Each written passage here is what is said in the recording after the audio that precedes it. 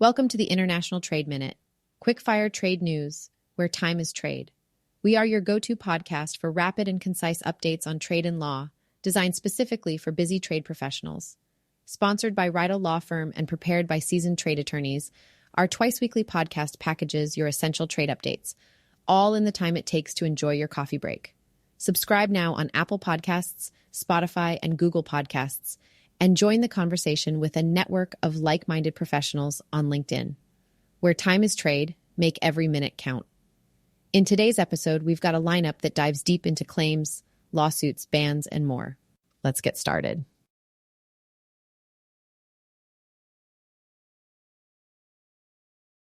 Let's dive right into today's first quick-fire story. Reynolds' Made in USA claim is under fire.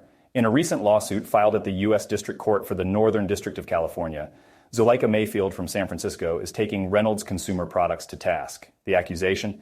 Reynolds aluminum foil, popularly known as Reynolds Wrap, isn't as homegrown as it seems.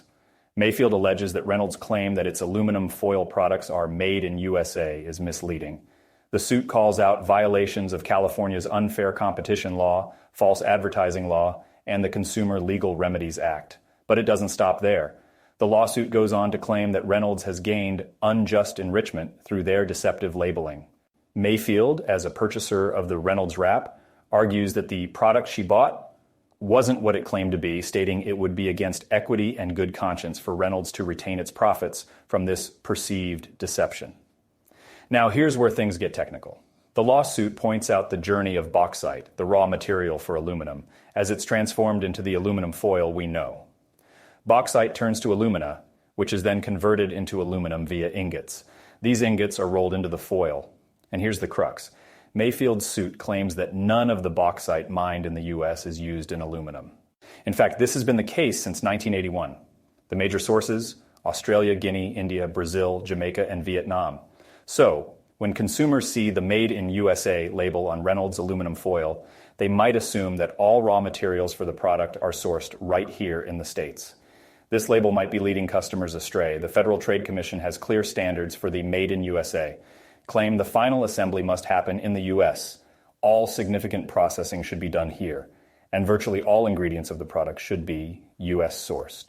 It's a complex issue, and as consumers become more conscious about where their products come from, the importance of transparent labeling cannot be overstated. We'll be keeping a close eye on how this unfolds. It's not just about a roll of foil. It's about trust, transparency, and trade.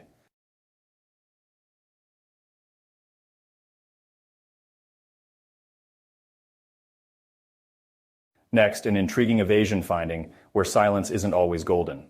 The U.S. Customs and Border Protection has recently found substantial evidence that LTT International Trading Company dodged anti-dumping and countervailing duty orders. These charges involve quartz surface products from China. CBP says LTT sneakily transshipped these products through Taiwan, while falsely declaring them as of Taiwanese origin. This all came to light after an allegation in October 2022 by the Cambria Company.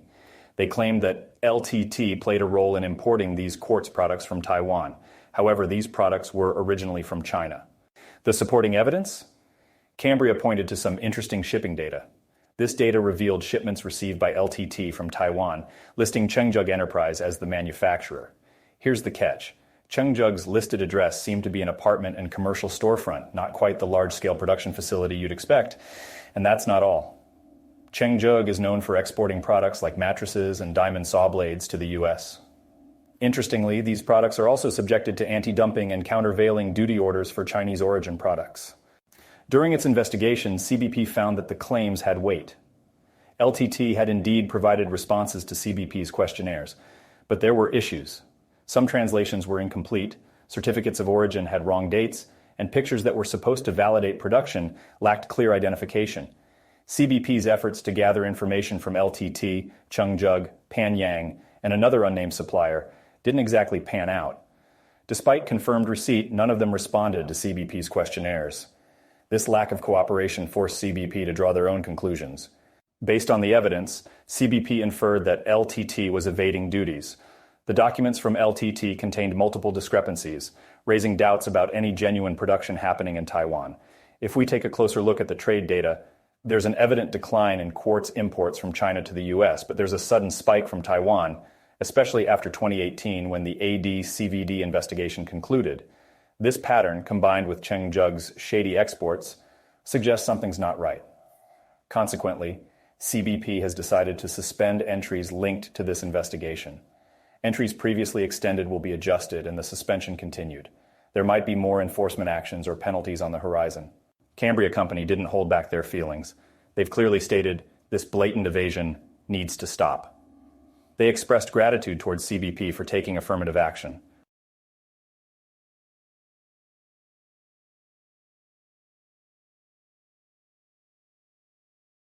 On to our next story. Another chapter unfolds in the US-China tech tussle. This time, it's centered around a smartphone chip. The U.S. Commerce Department has set its sights on Huawei's latest smartphone, the Mate 60 Pro Plus. An official from the agency expressed concerns over whether a chip within the phone might have violated U.S. export controls. The Commerce Department is actively seeking more details about the character and composition of this so-called 7-nanometer chip. Now, this development is particularly intriguing because the phone was launched during Commerce Secretary Gina Raimondo's recent visit to China. The bigger picture here?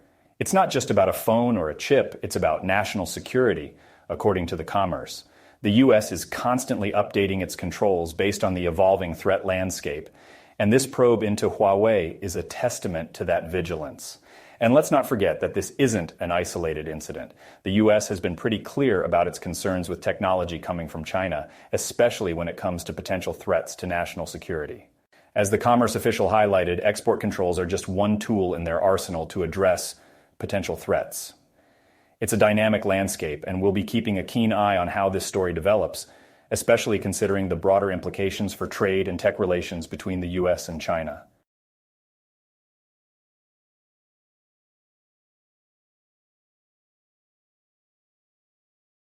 Next, we go straight into the world of international trade and tech, as Malaysian Prime Minister Anwar Ibrahim says export ban on rare earth elements is coming.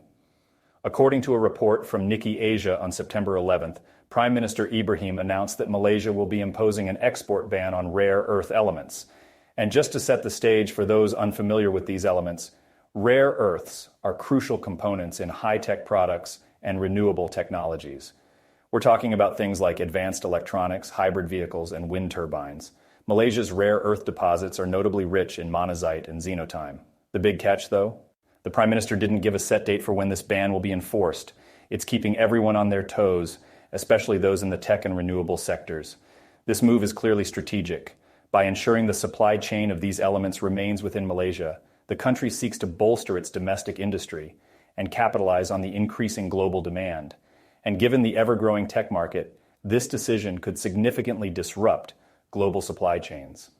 Companies that rely on these elements will need to assess their sourcing strategies, which could lead to price hikes, changes in manufacturing hubs, or both.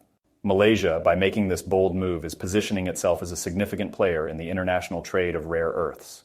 But only time will tell how global markets and companies will react. We'll be watching this story closely, and we recommend all our listeners in the tech and trade sectors do the same.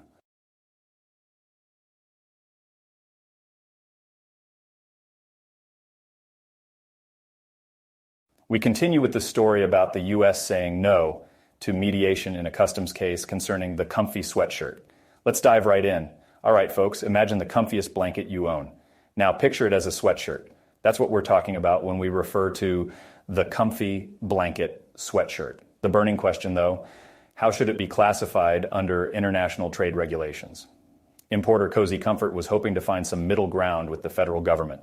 They made a motion for a post-assignment conference to explore mediation at the Court of International Trade. But the U.S. government wasn't having it. Their stand? This isn't a complex case, and mediation wouldn't do much good. While Cozy Comfort believes the comfy could be classified either as a blanket, a textile, or a garment under different subheadings, the U.S. government insists it fits the bill as a pullover. So why this fuss? The classification of a product determines tariff rates, and that can mean a significant change in the cost for importers, and eventually for us, the consumers. The U.S. clarified their stance. They've looked closely at the comfy and determined that its features, like the oversized hood, the marsupial pocket, and those ribbed cuffs, make it a pullover.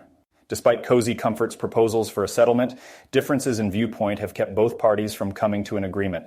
In the government's eyes, they've done their homework. They claim there's no genuine issue left, as they've confirmed that the comfy fits the pullover subheading. Their suggestion: this is a legal dispute, fit for a summary judgment, not a mediation.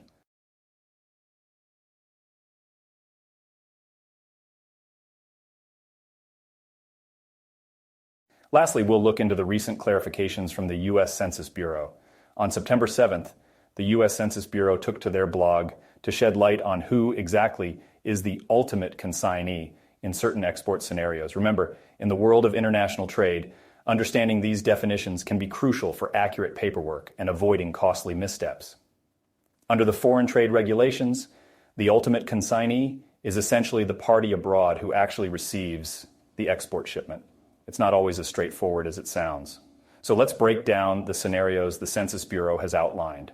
The first and most common scenario is when you have a U.S. seller and one foreign buyer. Think of this as a straightforward sale. The foreign buyer is the only one getting the goods, so they're the ultimate consignee. Easy enough. Scenario 2 gets a bit trickier, though. In the second scenario, the U.S. seller knows that the foreign buyer plans to redistribute or resell the goods. But if the foreign buyer doesn't disclose their customers, even when asked, they still remain the ultimate consignee. However, in the documentation, you'd mark them as a reseller distributor under ultimate consignee type. And last but not the least, the third scenario is a twist on the second. If the foreign buyer tells the U.S. seller which country the goods will end up in, but not the exact customers, the buyer is still the ultimate consignee. But you'd also indicate the known destination country. Sounds like the key takeaway is ensuring you know where your goods are headed and accurately documenting it based on the recent clarifications. Navigating international trade can be a maze, but with clear definitions and guidelines, it makes the journey a bit smoother. Thank you for joining us on International Trade Minute, your rapid source of trade updates for busy trade professionals, and we hope to have you back for our next episode. Don't forget to subscribe.